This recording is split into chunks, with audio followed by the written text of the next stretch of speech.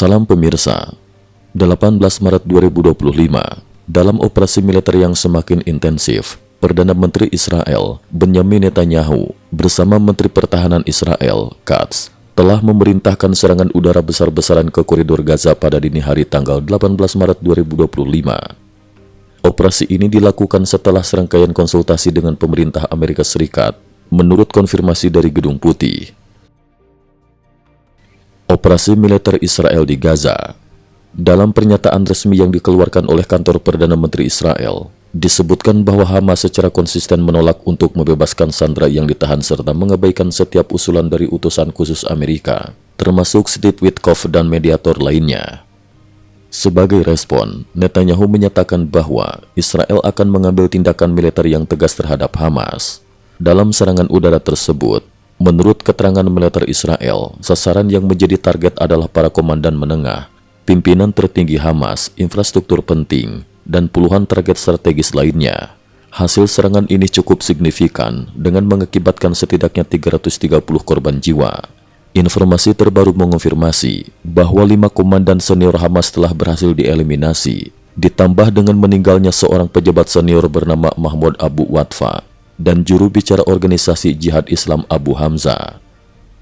Duta Besar Israel untuk PBB, Danny Danon, menyatakan dengan tegas bahwa Israel tidak akan berhenti melakukan operasi militer hingga seluruh sandera kembali ke tanah air. Dalam pernyataannya, ia menambahkan bahwa jika Dewan Keamanan PBB ingin menghentikan eskalasi perang di Gaza, maka mereka harus memastikan kembalinya sandera ke Israel. Di sisi lain, Hamas mengeluarkan ancaman tegas, menyatakan bahwa nasib 59 sandera yang ditahan di Gaza ini menjadi semakin tidak pasti. Sebuah peta situasi menunjukkan zona pertempuran yang sangat berbahaya dan mendesak untuk segera dievakuasi, menandakan tingkat kerusakan dan potensi eskalasi yang tinggi di kawasan tersebut. Konsultasi dengan pemerintah Amerika dan implikasi regional. Juru bicara Gedung Putih, Caroline Leavitt, mengonfirmasi bahwa serangan udara Israel dilakukan setelah adanya koordinasi dengan pemerintahan Amerika. Dalam keterangan terpisah, juru bicara Dewan Keamanan Nasional Amerika, Brian Hughes, mengungkapkan bahwa Hamas seharusnya membebaskan sandera untuk memperpanjang masa gencatan senjata, namun pilihan untuk menolak mengakibatkan tindakan militer yang semakin agresif.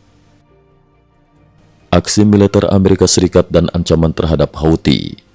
Sementara itu, di tengah operasi di Gaza, Presiden Amerika Serikat Donald Trump juga mengambil langkah tegas di wilayah lain.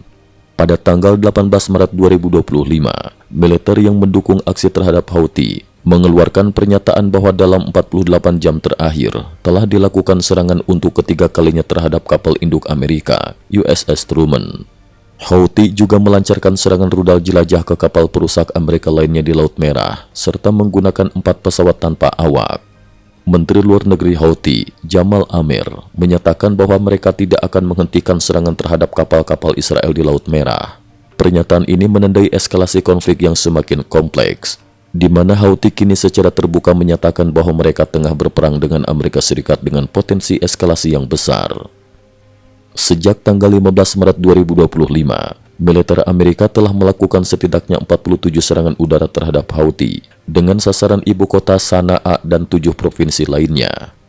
Presiden Trump sendiri telah mengeluarkan ancaman keras, menyatakan bahwa jika Houthi tidak segera menghentikan serangannya terhadap kapal-kapal di Laut Merah, maka ajal mereka sudah dekat. Ia juga menuding bahwa di balik aksi Houthi terdapat pengaruh dari Iran. Trump menegaskan bahwa mulai sekarang, setiap serangan yang dilancarkan oleh Houthi akan dianggap sebagai aksi dari Iran dan sebagai serangan terhadap kepemimpinan negara tersebut. Pernyataan ini dianggap sebagai peringatan keras, mengindikasikan kemungkinan tindakan militer lebih lanjut jika situasi tidak mereda. Dialog diplomatik di tengah eskalasi konflik. Dalam satu langkah yang menarik, Presiden Trump juga melakukan pembicaraan telepon dengan Presiden Rusia, Vladimir Putin pada hari yang sama. Selain membahas rincian gencatan senjata antara Rusia dan Ukraina, kedua pemimpin juga menyentuh isu penting seputar situasi di Timur Tengah dan Laut Merah. Mereka menekankan pentingnya menghentikan penyebaran senjata strategis dan menegaskan bahwa Iran tidak seharusnya pernah berada pada posisi yang memungkinkan untuk menghancurkan Israel.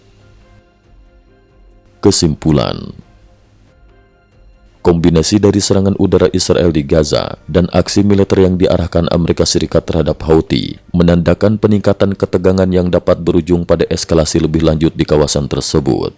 Sementara pihak Israel bersikukuh untuk memastikan kembalinya Sandra dan pihak Houthi terus melancarkan serangan. Banyak pihak bertanya-tanya apakah situasi ini akan mengarah pada pertempuran langsung antara Trump dan Iran. Cukup sekian dulu. Terima kasih atas perhatiannya.